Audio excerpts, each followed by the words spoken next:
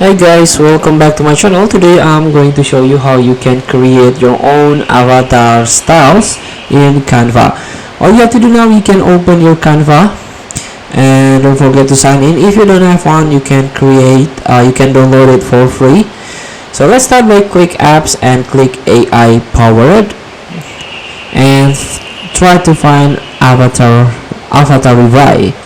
Transfer your image into unique avatar styles, or you can create your own avatar style here.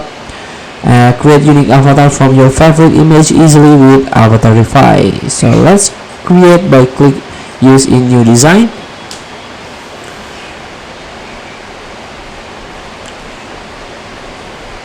And here we go.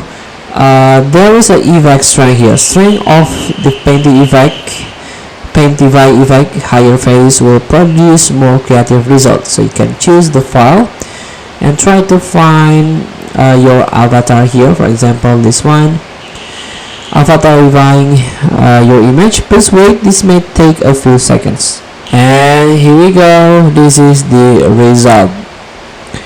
So feel free to try. Thank you for watching. Don't forget to comment, like, and subscribe, and click this button below. See you in the next video.